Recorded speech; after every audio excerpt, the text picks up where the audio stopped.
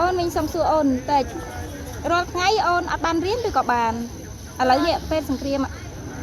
ពេលសង្គ្រាមនេះអូនអត់បានរៀនទេដោយសារតាសាលាមួយចំនួនអត់បានបើកដោយសារសង្គ្រាមចុះនៅពេលអូននៅក្នុងជំរំភាសាអូនធ្វើអីខ្លះឥឡូវនៅពេលនៅជំរំភាសាពេលយប់ឡើងរៀនគេអត់ឲ្យបើកភ្លើងទៅអូនយកអាចទៀនយកទៅស្លាធ្វើទៀនដុតបំភ្លឺរៀនអូនរៀនអីខ្លះពេលយប់រៀនគំនូអក្សរឆ្លាក់ភាសាខ្មែរគណិតវិទ្យាវិទ្យាសាស្ត្រនិងភាសាសង្គមរៀនគ្រប់មុខចាអូនរៀនថ្នាក់ទីម៉ានណៃរៀនថ្នាក់ទី6មានគ្រូបរៀនដល់ហ្នឹងឬអូនរៀនខ្លួនឯងរៀនខ្លួនឯង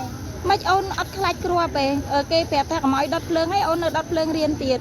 ដុតភ្លើងទៀតគេមើលអត់ឃើញទេណោះចាមិនក៏អូនតស៊ូម៉េចព្រោះអូនចង់សម្រេចក្តីសម័យខ្លួនឯងអូនចង់ធ្វើអីក្តីសម័យធ្វើជាបេតាហ៊ានហេតុអីដើម្បីព្យាបាលវីរៈកងទ័ពនិងឪពុកម្ដាយសម្រាប់អូនមានអីផ្ញើសារទៅក្មេងៗដូចអូនអញ្ចឹងទោះមានស្ថានភាពយ៉ាងណាក៏ដោយគួរតែរៀនសូត្រដូចអូនទោះបីយើងមានស្ថានភាពពិបាកយ៉ាងណាក៏ដោយក៏យើងកុំចោលការរៀនសូត្រយើងត្រូវខំប្រឹងប្រែងរៀនសូត្រព្រោះមានតែការរៀនសូត្រមួយទេដែលអាចជួយយើងបានចាមុននេះមីងកំពុងតាសួរអូនហើយទៅឲ្យប៉ាហៅមកប៉ាអាសាហៅទូរស័ព្ទមកហ៎ពីរថ្ងៃក៏ចុចមកម្ដងពេលខ្លះរហូតពេលខ្លះពេលជួបដៃខ្លាំងហៅមកទឹតម្ដងហ្នឹងនិយាយបាន2ម៉ាត់ទៅ3ម៉ាត់យ៉ាងយូរ3ម៉ាត់ហើយពេលដែលជួបប៉ាម្ដងអូនសួរអីប៉ាគឺគាត់ថាគាត់ញ៉ាំបាយហើយនៅ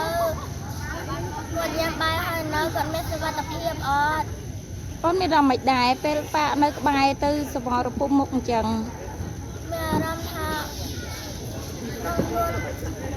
អត់មានភាពកក់ក្ដៅអត់សប្បាយចិត្តតែអូននៅជួរមុខ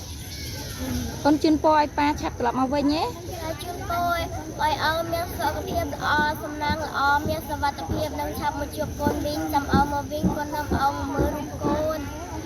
នាំឪមកមើលរូបកូននៅណានៅសៀមរាបហេតុអីចង់នាំឪមកព្រោះឪក៏ចង់មកហេតុអីឪចង់មកឪក៏ចង់ឃើញរូបនាងចាអរគុណច្រើនអូនមានអីនិយាយទៅកាន់ពិភពលោកសម្រាប់សន្តិភាពស្រុកខ្មែរយើងនាងចង់និយាយទៅដល់អន្តរជាតិថាកម្ពុជាត្រូវការសន្តិភាពកម្ពុជាអត់ត្រូវការសង្គ្រាមទេនាងចង់ជួបជុំក្រុមគ្រួសារបងប្អូនឪពុកម្ដាយដូចដើមអរគុណអូន